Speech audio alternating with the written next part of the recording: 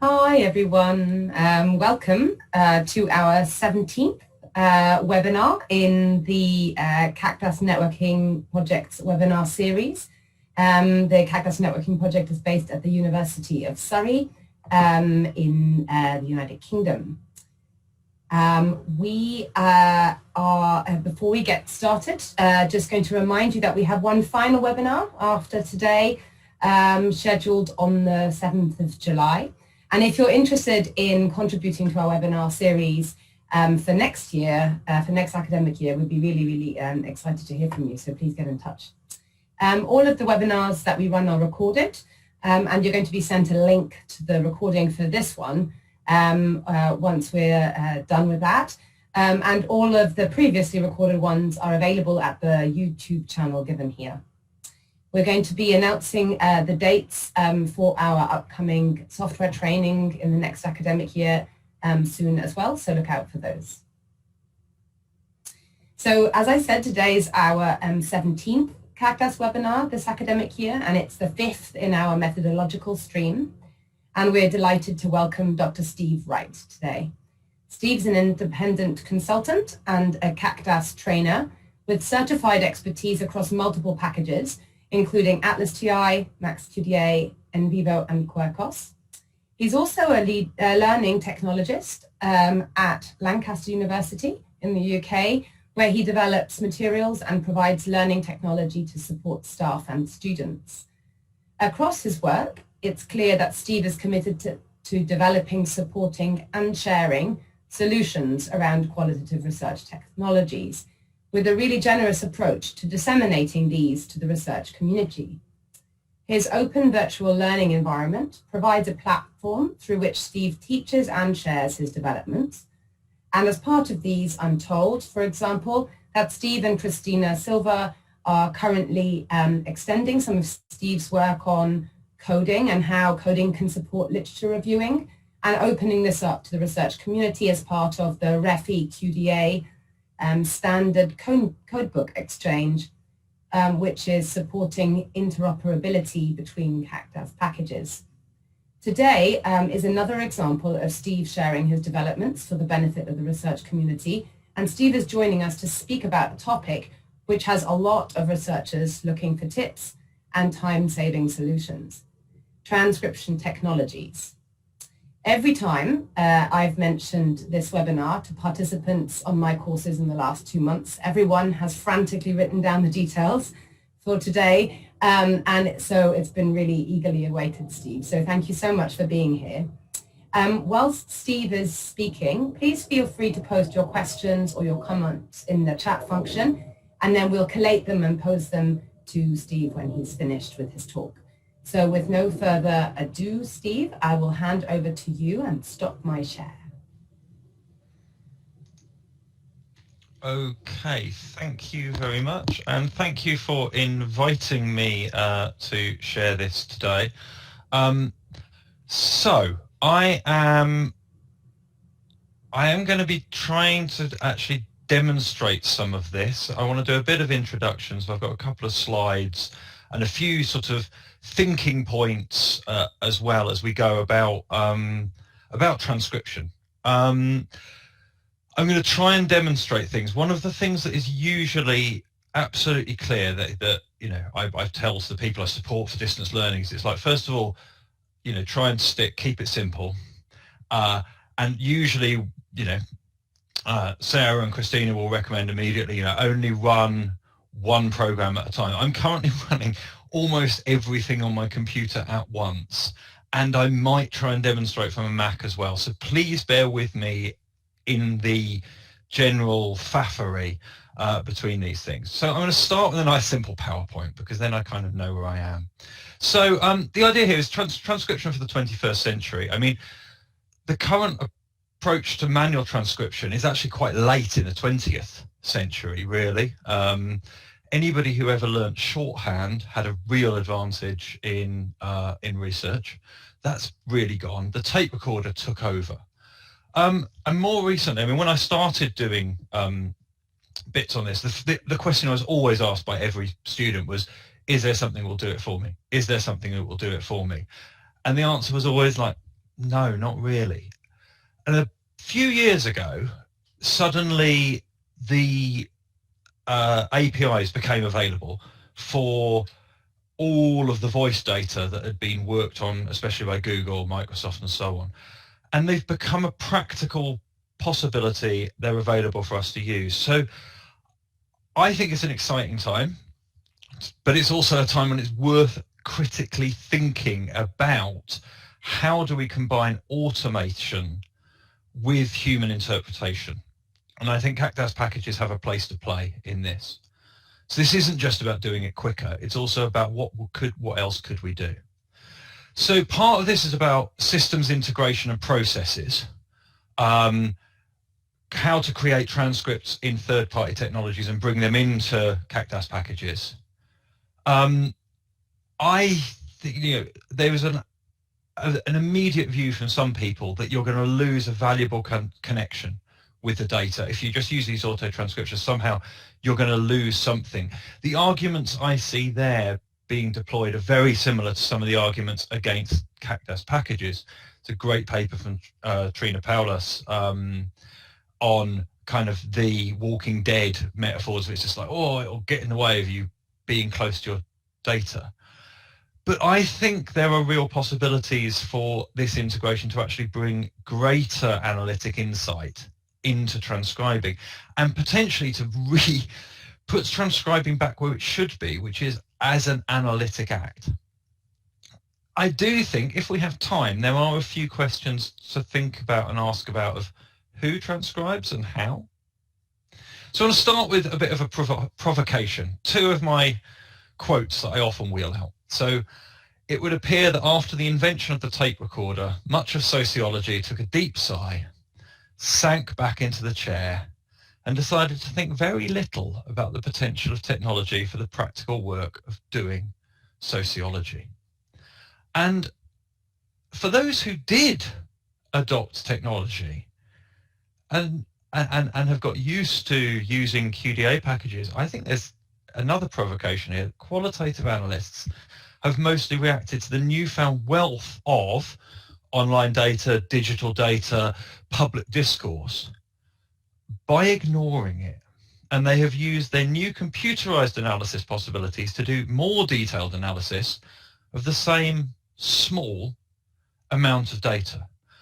A lot of work is still around 12 to 20 interviews, and that's it. Now, in practice, I'm going to play you a bit of audio in a second. I'd like those of you who are here to try doing a bit of transcription at home. If you want to, you can try transcribing in the chat live. So I'm just going to play you a bit of audio and just think about this thing, because when we transcribe audio into text, we take what is said. But what is important for your analysis? Is it just what is said, or is it how it is said as well? If how it is said, how would you consider the latter, and how would or could you bring that into your research? So what might be the threshold? If somebody's going to sound irritated, what will count as irritated? So I hope this is nice and calming for you. It's a relaxation tape. So let yourself drift away. Come to Dalek relaxation for humans. Take a deep breath in through your nose. Now exhale through your mouth softly. Focus on slowing down your breathing into a calm rhythm. Inhale. You are becoming more and more calm. Exhale. You are feeling more and more relaxed. Inhale, calm. Exhale, relaxed. Inhale, calm. Exhale, relaxed. Inhale, calm. So hopefully you are all feeling suitably calm as a result of that. And a transcript of that would, I'm sure, would entirely capture everything that was said in that video. I mean, I use it precisely for this reason. Everything is lost. Yeah, the link is in the PowerPoint, but I can plug it in the chat. So, yeah, this just makes it so harshly clear that that has absolutely no relaxation to it whatsoever. But never analyze humour. That is always the death of it. But one of the things about trying to turn that into a transcript is it's a really often ignored area. There's a great paper by Eleanor Ox who argues that the transcription procedure is responsive to cultural biases and itself biases readings and inferences. And it's important to consider this because for nearly all studies based on performance, the transcriptions are the researcher's data, and that transcription is a selective process reflecting theoretical goals and definitions. And finally, with the exception of conversation analysis, the process of transcription has not been foregrounded in empirical studies of verbal behavior. We tend to just focus on transcription. And in a similar vein, O'Donnell and Willem argue that transcription is an act that has received very limited scholarly discussion in the past. To the extent it's addressed, there are two primary ways of doing so. One is it's very highly instrumental. Students are continuously taught the art of transcription is to get it all down on paper correctly. Now, there were some debates from the writing culture area which have left a bit of a trace when students are warned about issues of power. So how do you transcribe dialects or indicate pauses in the flow of words, or include or omit fragmental sentences, time-filling sounds, and so on? What do you get rid of? What do you select out when you transcribe? And this is often ignored. Now, I have got a background. Some of my work was around conversation analysis, my master's, and also in my PhD. And I was really, so I kind of always took an interest in transcription. If you want to go and get into self-flagellation, then transcribing in CA notation, where you do the tenths of seconds pauses and mark all the overlapping speech and so on, is a very good discipline to make you realize how much is thrown away in most transcriptions. But it is very mechanistic. It's often very hard to then actually understand the words. So what can we do? Well, right now, auto transcription is available. It is probably free for you, and it is probably within your research ethics committee rules if you are at an institution that has Office 365. So I'm just watching somebody getting very close to a car out the front. And so we have got Microsoft Word Online. So I can take Microsoft Word Online. I will try putting it up on screen. And here is Microsoft Word Online. And here there is a dictate button, and underneath it is a transcribe button. And you can upload audio. So you can take audio, and you can also select a language here. Now, they are fairly vague on which languages are supported, but there are versions of English, and I have certainly tested this and had it work with German, but I can't give a definitive answer on which languages are supported when. I can choose to upload audio. So I can actually go and get that dialect relaxation tape. You can upload a video if it's an MP4, and it transcribes it very, very quickly with some errors. What it tends to do is get very quickly to 93% and then stop and wait, and the last 7% takes the same as the first 93.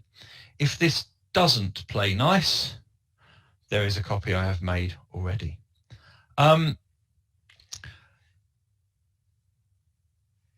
Also, if you have done your and part of this came from looking at the number of people that I knew who were doing their interviews via Teams or via Zoom. So if you have Zoom Enterprise, which is being used for this session, then transcripts can be turned on.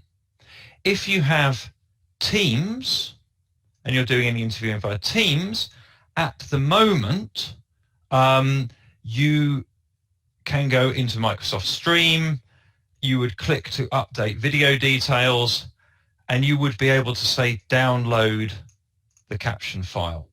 So you literally click there and it will download a VTT file. So this often happens, especially if you're demonstrating live, that it will just slow down a little bit. What you will get, oh, there we go, and there's the last 98%. So now I have got a transcript and I can play the audio back within. Welcome to Dalek Relaxation for Humans. And I can edit within here if I wish to. So for a short piece of audio, this is quite good. And I can also change the speaker name to Dalek. It is worth putting a colon in and a space after any speaker name, and you can choose to change all of those speaker names. And that has relabeled the whole thing as Dalek. So I can go through and correct this here if I wanted. But one of the real benefits comes from maybe doing an initial, just a basic check here, but then you can say add to document with speakers and timestamps. And those timestamps, for anybody who has worked with QDA software, you will recognize they are in hour, minute, second format, followed by the name of the speaker, and then there is the text. Now, a little bit of experimentation has taught me that it is a good idea to move that speaker name to a new line. To do that, you need to do a search and replace. And the frustrating thing of Word Online is you can't do proper search and replace. So you have to open Word. Now this integration's got very, very smooth, he says, hopefully. So here it is, and now I can do a fairly simple replace to say find space Dalek colon space and replace with, and you've always got special characters to say I want to put a paragraph mark in first, Dalek colon space, replace all. That has done the work I need to be done. So it has said, here is the time, here is the speaker, here is the initially auto-transcribed text. I'm happy with that. I can close that document now. It should be auto-saved, and I should be able to return to Word Online and continue here. And it is reflected here.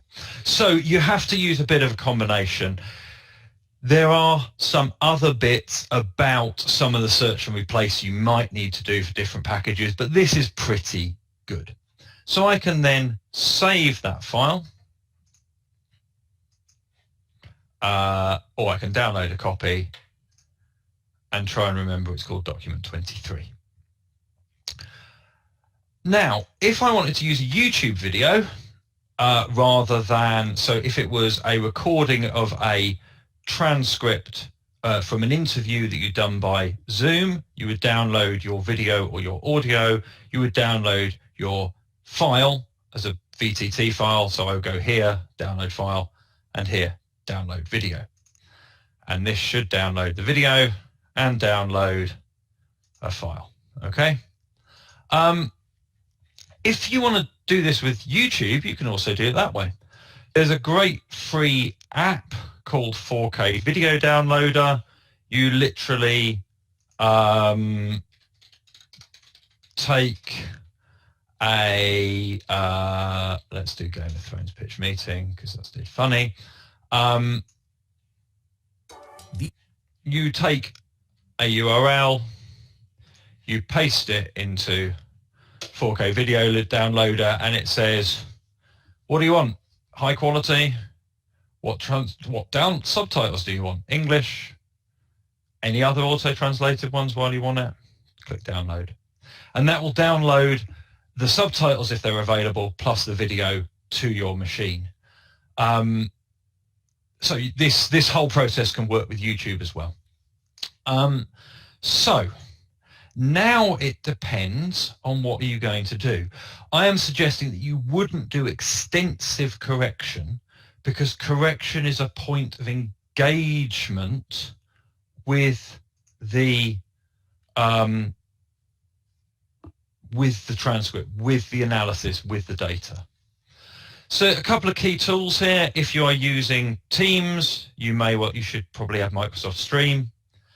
There is the Vlc Media Player. If you try and bring a video in and your QDA package says, sorry, don't have the codec, can't recognize it, won't bring the video in.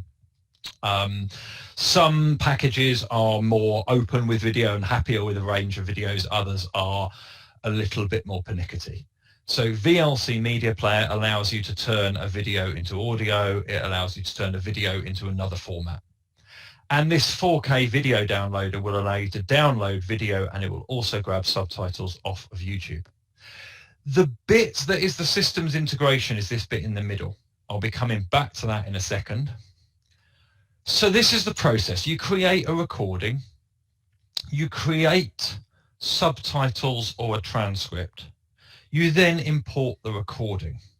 I'm going to start off demonstrating this in Atlas TI on Windows because this is the easiest, basically, and to show you the principle, but I then want to show you a set of more broad principles that aren't just in one package.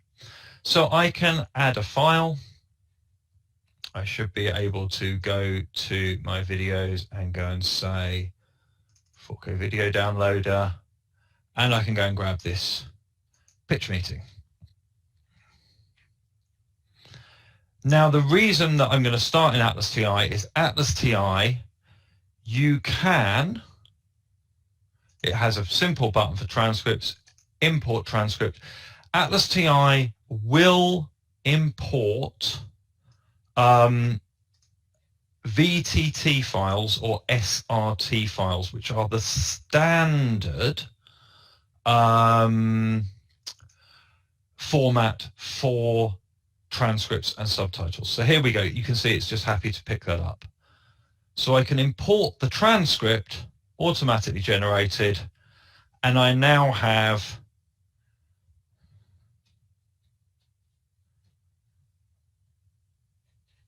the video on the left, and on the right shortly will be that transcript.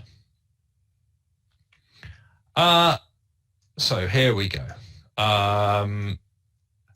You can then say things like I want synchronized scrolling. So as I scroll through the video, it shows me on the left the where it is in the transcript. Characters to live through an attack like that. Actually, it's going to be super easy. Barely an inconvenience. Oh, really? Yes, anytime a really important character gets swarmed, we're just going to kind of cut away from them and then come back later to see that they're fine. Wait. So, great. At this point, I have now got these two synchronized. And this means I can start to listen and... So you have... And the reason that I suggest bringing it in here is that unlike Word, I can change the playback rate. Game of Thrones Season 8 for me? Yes, sir, I do. So I can slow it down, which really, really helps.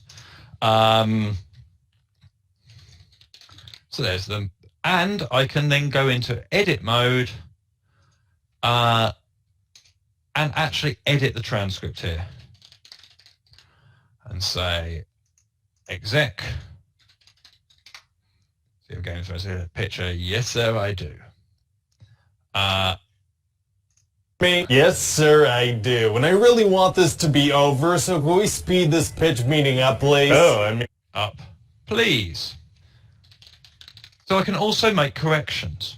So this is already a really nice integrated environment for playing back the audio and making corrections to the transcript. But as I go, I can then start to actually engage with this. So in Atlas TI, you can create a thing called a quotation. It doesn't have to have a code, and you can edit the comment and make notes about this. So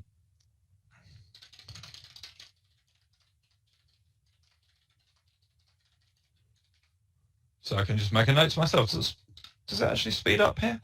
And this to me is the analytic opportunity, that not only do you have a really nice integrated environment where you can slow it down, turn the volume up, but as you work on correcting the text, you can also start to make notes about what you're doing. And I would also typically recommend that you might well be creating a new memo. And again, in Atlas TI, I could create a new tab group at the bottom and have that memo open at the same time so that I make notes, general notes about what I'm doing as I'm doing the transcription. So this might be your first thoughts about what you're reading, what you're engaging with, and so on. And to me, this is the opportunity that this opens up. It's not just about doing it quicker. It's about bringing the transcription process into being an analytic engagement with your data. So that was the process in Atlas TI. Now, Atlas TI recently added, so they added in March, importing VTT and SRT files into Windows. Back in December, they had that for the Mac. With other programs, you're going to have to do a little bit of work. So I will just quickly show you what a VTT file looks like.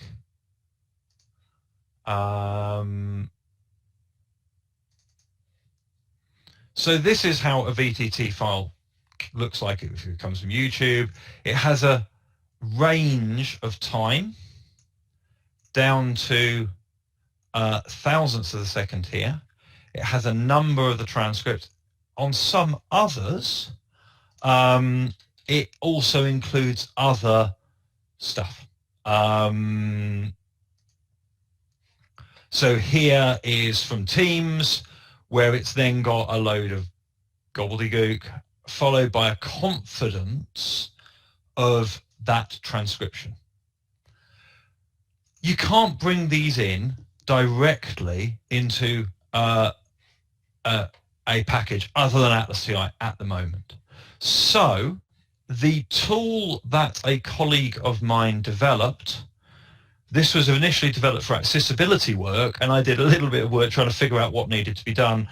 And my colleague, Tim Ellis, you've got the link to him at the bottom here, he created this VTT cleaner. So it's totally open. It is available online. It doesn't store any data. However, if you have an ethics restrictions whereby you mustn't use anybody else's servers at all, it's also available on GitHub, and you just download it, put it on a web server. It doesn't need any clever scripts or anything server side. You can literally put it on a web server and it will run as a script. So I could choose that file that I just showed you and say convert and download.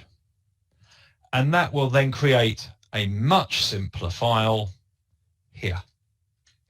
So I've just taken out that first one. After that, absolutely fine. And that is now a text file. So if I went over to CAQDA, I would be able to import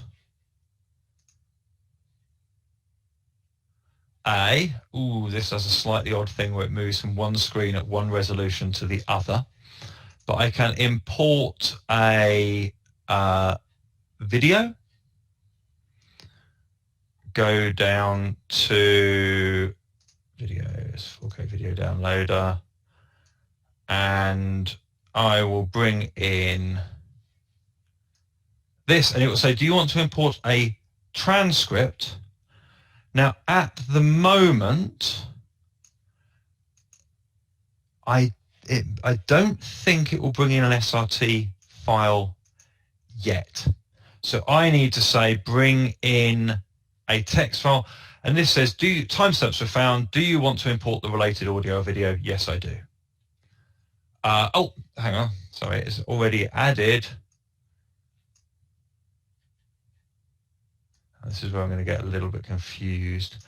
So I now need to say I would like to bring in the associated video with this. Sorry, bear with me. This process throws me a little bit. Do I want to import a transcript? Yes. Open. Yes, I did want to bring in the related video. It sort of sends you background again. There we go. So this has now brought in the video. You know, you're a classic example of the inverse ratio between the size of the mouth and the size of the brain. And with this, I can also then see the associated transcript, which is going to be, hang on, is it there? You know. And you have then got, again, the transcript can play here, so I can click on the transcript and it will play that segment. And once again here. Now, something I really like with this, so again, within this, I can choose to edit and correct, it's inverse related side of the mouth, size of the brain. So I can correct the transcript within MaxQDA. But one of the things I really like with MaxQDA is the opportunity to paraphrase. So I could say I wish to write a paraphrase, and I can then select a line of text and write a paraphrase or a note about it. So this is instead of that quotation comment or that annotation, just saying delivered in a very slow and well elocuted. Suggests condescension. Okay. And this is one of the ways that you can then work with MaxQDA, and the paraphrases you can then go into subsequently and say, I want to categorize these paraphrases, which gives you an opportunity to start thinking about, I want to create a code for that. So it's got a lovely integration here. But something else that comes out from this is just how different these two processes are in two different packages in terms of making notes. So that's something I'm going to pick up on. So that's shown the principle. The link to this is in the PowerPoint. I will also endeavour to post it in the chat. So this is the VTT converter. So that VTT converter was a really key step because that was the bit that cleaned it up and made it work. So how long could it take? Well, the average person can transcribe 1 hour of audio in about 4 hours. So an hour for 15 minutes of clear, slow audio. For professional transcriptionists, it might take 2 to 3 hours to transcribe an hour. But for a lot of PhD students or people who are doing this themselves, first time manually, I often hear more like 5, 6, 7 hours per hour of audio. From my experience thus far, and from the people I've supported to get started on this, working with auto-created transcripts and correcting them in a good environment, you're talking about an hour and a half to 2 hours to have a fully corrected transcript for, so that can be a factor. It's at least twice as quick, sometimes more like 3 or 4 times as quick. So I think that the benefits are, A, it's that speed, it's efficiency. Now, some people think that that's all about immersion, but have you ever met anyone who loved that extra 4 hours of doing it manually? A lot of people get just really hacked off. But I think it's this opportunity of closeness. What you have now got in these environments is not just the text, but the ability... Meeting up, please. Oh, I mean, we literally just started. Well, I'm in a rush. So I have the ability to listen to this and hear the expression and think about that and factor that in. And actually, if I want to go back to the transcript is now linked directly to the audio, which is great. So you've actually got much closer through the process of correction rather than the process of transcription being separating a textual record from the actual audio and the production.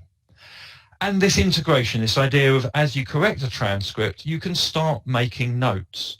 You can also start coding it. So if you have labeled the speakers, which will come with several of, so if I just open the transcript for this one, then if the speakers are labeled, you can often say, I would like to just automatically code for speaker name. So this has just gone, oh yeah, and that's why I said if you follow it with a colon, so I can just say code. Boom. That's now created a coding structure in Atlas TI for each person who speaks. That will work for multiple speakers. So you can start doing that. And as you are making those notes, you can also think about that initial stage of coding. I often think about sort of reflexive and structural codes at this stage. Which question is being answered? Code for that.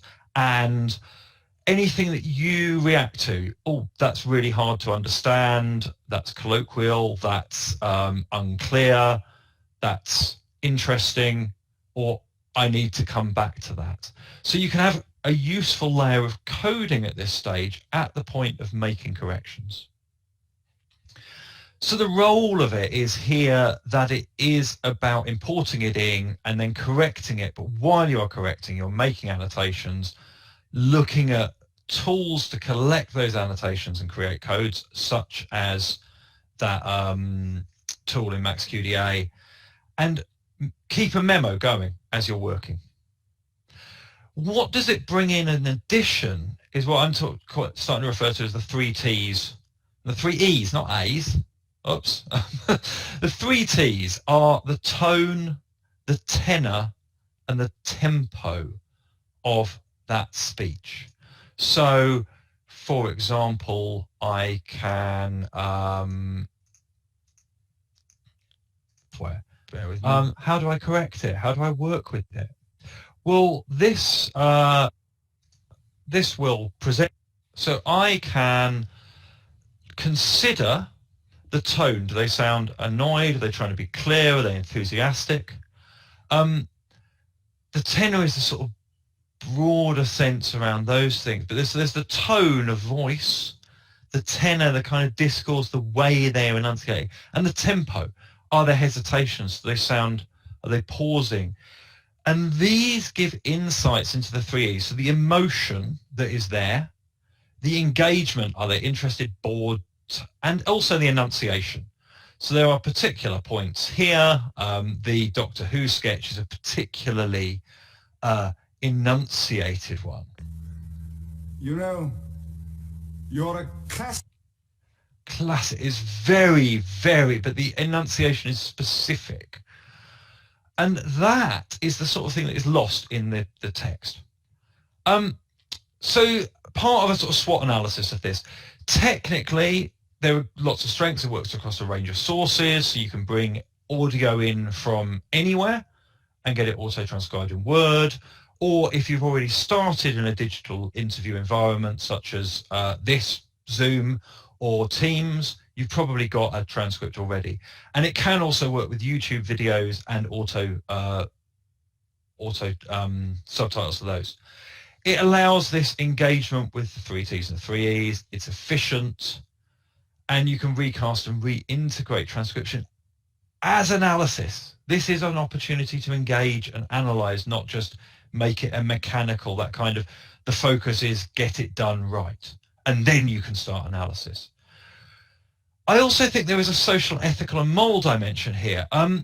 A lot of transcription is done, if you're not transcribing your own work, a lot of transcription is sent out to people, sometimes in fairly precarious employment, and usually without access to the kind of welfare and well-being and support structures at universities. And personally, I've supported 1 or 2 projects in QDA which are incredibly harrowing accounts of, you know, abuse, rape, death, you know, unemployment. An API doesn't care. It is just looking at the sound waves. I think that there is something important here about thinking who is transcribing, what are we putting on them. But there are weaknesses. It is much more variable experience between packages and platforms. So I can also show you how this appears in Nvivo. The same thing can be done, but partly because everything else is running, Nvivo has become non-responding. But you can do the same thing here. You have to import transcript rows for each timestamp, and you can then add the speaker. But the process of annotating is even more variable. So it can be clunkier to work with transcripts compared with a document. I think you see in Max QDA, you know, if I click on that line, Between the size of the mouth and the size of the brain. it's a bit more broken up. So yes, you can get back to the audio, but it's not necessarily as smooth an environment. The annotations are not standardized between packages. So if you do make notes as you go, those notes wouldn't move within the Refi standard. That's something I'm kind of working at. And for example, Nvivo for Mac, you can't actually make annotations on a transcript. You can on the Windows version, but you can't on the Mac version. So I wonder if memoing is another option, or there are other ways around this. That's the kind of area I'm trying to work on.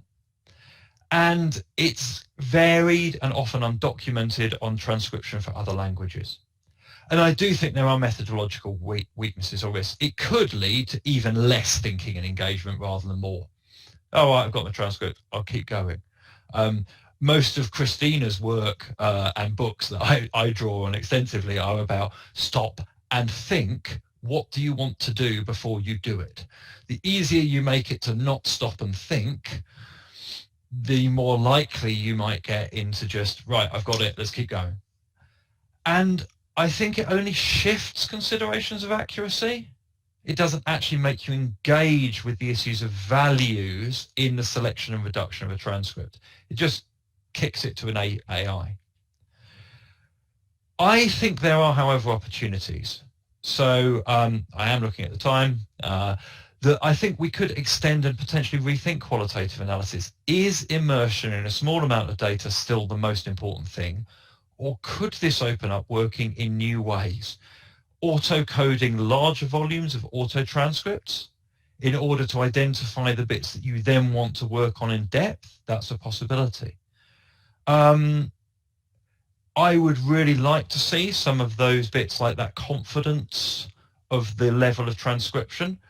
Could that be brought in and coded? That would be really interesting, so that then you could just go and look at the bits that have got a low confidence and just focus your correction there. But I've been using this for a while in teaching, so I actually will often start a class, I'll interview 3 or 4 people, ask them some questions, take that audio and show this and say, right, we've now got some text. Let's correct it. And it shows very dynamically how you can move from an interview to actual data and analysis and engagement. So it can be quite fun. There is a reliance on third-party systems. So Microsoft stopped transcripts for a whole month for all of HE in the UK. Didn't tell anyone. Just switched it off. So you might think you're going to have a transcript and you don't. Zoom only gives them with an enterprise level. It could become a charged service. That is my guess, is the direction we're moving in. I think methodologically, just being able to do things more or faster does not mean better. And social. Will your supervisor, if you're a PhD, accept this? Or will they insist that you do all the transcription manually yourself? I typically recommend people ask their supervisor when they last did that. And if they need a get out of jail free card. So I've posted some detailed step-by-step instructions and videos of this process from all of the things I've just shown, Microsoft Word Online Transcription, working from Zoom or MS Teams, and it's specific, general, and also specific for Atlas TI, CAQDAS, and Nvivo. And the work in progress is the YouTube scraping, downloading captions, and so on. So I'm very happy to take questions and possibly put up a final slide about a thought that 50 years ago academic social scientists were, kind of at the top of this. They're now slightly marginal, and they don't really, 40 or so years ago, in the absence of routine data gathering, academic sociologists were remarkable methodological innovators, but they're not anymore. It seems to have kind of been lost. So there's some very, very powerful paper there. I don't have the actual reference on that page, but it is at the references at the end, from Savage and did it come off the page there? Anyway, I can post you the link. So I'm happy to take questions, provide further demonstrations, and thank you for your time and listening. Steve, thank you Yes. so much. Hi, can you hear me? It's Christina. I can, yes. Hi, thanks so much, Steve, for what was a really fascinating presentation. And as Sarah mentioned earlier, it was really eagerly awaited hearing you today. So you really packed a huge amount of technical detail in what's going to be an incredibly useful recording to everybody. So thank you very much. What I really liked was not only the kind of technical detail that you gave us, but how you interspersed that with the kind of methodological and analytic reflections. So lots for us to think about. So thanks very much. There are a few questions, a couple of technical questions, which I'll kick off with from attendees. Philip, I think in relation to your first demonstration of Atlas TI, where there weren't speaker identifiers, has asked, so would the imported transcript not already contain the speakers if they were then imported? I think that was because you imported a VTT file then, is that right? That was because for that one, it was, that's a subtitles from YouTube, so it hasn't labelled the speakers. So it depends where it comes from. If from Word, it will be labelled. From Zoom, it will be labelled. From Teams, at the moment, it won't label. It will say there is a speaker, but it won't say which speaker. And if you're just grabbing auto-generated subtitles off of YouTube, it won't. So I was using YouTube as an example, partly just to show, that SRT files are just a standard way of providing subtitles. And most of this stuff is about subtitling rather than a transcript. So yeah, normally you would have the speaker labels. Okay. Great, thanks for that. So from YouTube, it comes as an SRT file? Yes, there are two standards. There's the SRT file and there's the VTT file. The cleaner that I posted the link to will clean either, and there are some online converters. I mean, they are the two standards for transcripts. I think VTT includes more, has the potential to include more information, which just means you have to strip more out. Great. Okay, thanks a lot for that. A couple of other questions related to Atlas TI as well, I think, from Jeremiah. So first of all, when editing the text, new line breaks, adding speaker names and so on, will Atlas TI keep the timing of the transcript and its synchronization properly aligned when you add things in the way that you demonstrated? Yeah, so I mean, the reason I've said separate it out is if you put the speaker name on a new line, you can then use focus group coding, as I showed here. So it will just go through and go, oh, right, there's the speaker. If you have the timestamp before it, you can, but you can then hit a slightly odd thing. So if you can see on screen at the moment, there's a gap there. That's where the timestamp is. So it's just moving it to a new line just keeps things a bit neater. But yeah, as you can see here, so if I click on that, it just selects the whole block.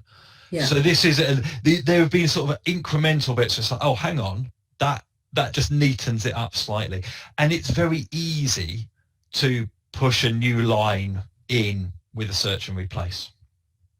Excellent. Thank you. I think leading on from that, Jeremiah also asked, what happens if you haven't got the speakers labelled? Is there a quick way to get them in? So one way of doing that is if you have just got the audio and it has got multiple speakers, then Microsoft Word Online will work out who is speaking. So if you've just got an audio file, you could put it in Microsoft Word Online and it will then say, I think there's these speakers. And it'll just label them speaker 1, speaker 2, speaker 3, speaker 4. Otherwise, you just work in Atlas TI or in CAQDAS and you just label the speaker manually. But it's still going to be a lot quicker than doing it, from scratch. It's going to be really. I guess what you're alluding to there then, Steve, is that, how you choose or what technology you choose to get the transcript done depends partly on what you've got as the raw video or audio file in the first place. Is that what I'm hearing? Yeah. So, I mean, essentially there's a couple of options. If you've just got an audio file and you've got access to Word Online, it does a fantastic job. And I think to me, it was one of those ones that it was, you didn't notice it because it says dictate. Mm-hmm. And the number of people who have never clicked that down button and gone, oh, wow. And the moment someone showed me, I was just like, oh, this is going to save hours. Yeah. And all of a sudden, things that you wouldn't transcribe, you can. I should mention there is a limit. That was something else I didn't mention. There is a 5 hour per month limit at the moment on Microsoft Word. So you've got 5 hours per month per user license on Office 365. Mm-hmm. There are ways of blagging your way around that, obviously, if you have more than one subscription or a friend. But that is one of the limits. And again, some of these things are a little bit, their documentation isn't entirely accurate. Uh-huh. So at the moment, Microsoft's documentation says this only works in American English, but it doesn't. It works in loads of languages. So, and again, this is one of, like on those threats, the technical threats. Yeah. You don't know, and things might stop working or they might start charging. Sure. Worth experimenting with then, isn't it? Yeah. Great. Okay. Away from the technical questions just for a moment, Jane asked if you could please repeat what the 3 E's are on your lovely slide. Oh yes, the 3 E's. That will be the 3 not E's. The A's, but the E's. No, not the A's. I'm going to quickly go and I think I might even go and correct it before I put it back up. They are, there we go, 3 E's. So, I mean, this isn't a particular, this is me finding a catchy term rather than a massively backed up with lots of research. But essentially the things that come across from the way people speak is the emotion. Do they sound happy? Do they sound sad? What's their engagement? So that's what I'm saying. Do they sound, it's not emotion whether they sound interested or bored necessarily, but that's part of it. And enunciation. So are they clear? Are they, but within these, there are also lots of other things. There are accents that come across, but we all know the difference, and what is often lost in a transcript is the difference between someone who goes, well, it was okay, and someone goes, well, it was okay. And that they just turn into, well, it's okay. It's like the Dalek relaxation. It was the least relaxing thing ever. But you read the transcript and people will be like, oh, that was really nice, Steve, to get you all to calm down so much. Yeah. Great, thanks. Back to a technical question, if that's okay. Yep. Philip has said in the chat that he's only just learnt how to use Nvivo. And has never used anything else. Does the correction and coding of transcripts in Nvivo work as well as it appeared to do so on Atlas? He's using a Windows machine. I know you've got a problem at the moment because of the Zoom, but... Yeah, I mean, it does. It is slightly clunkier in some ways because it puts it into rows. So you have to add the video and then import transcript rows. And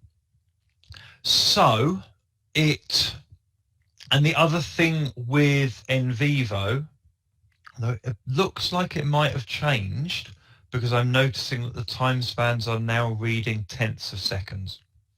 So it used to be that with Nvivo, it only read in whole seconds.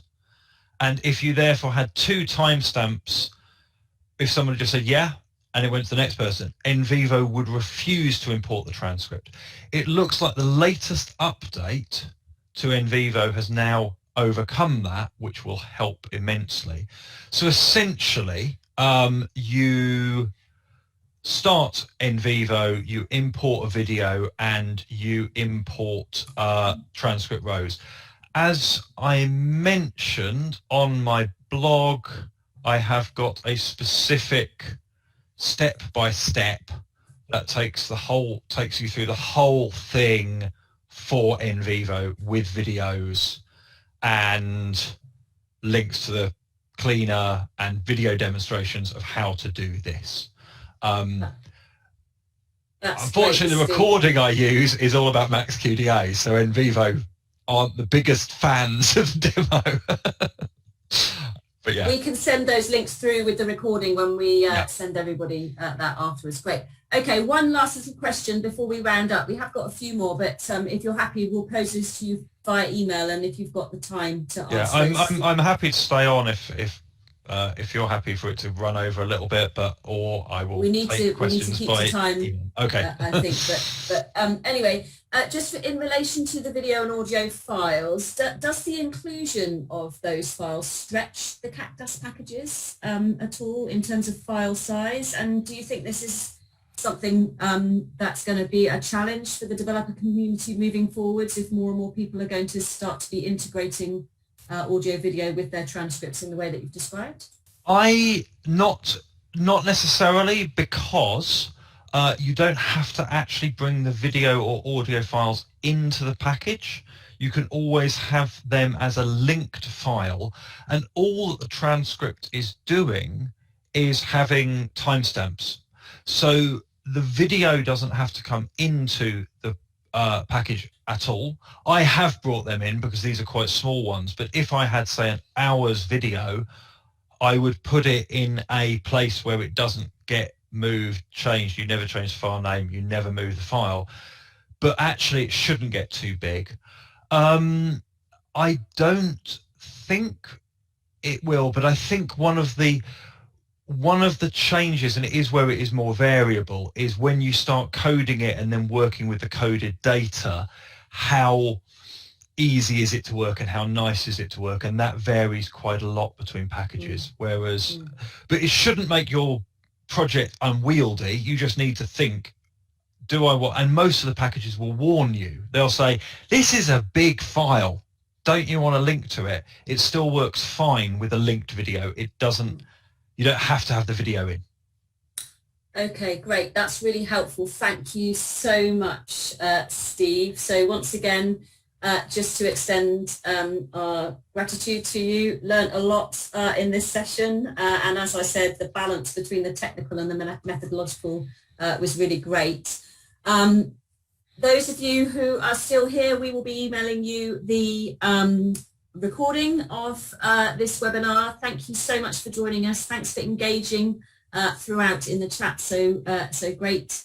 And we will send you all the various links as well. Don't forget that we have one more webinar coming up on the 7th of July, which is about software-assisted digital ethnography and social media analysis.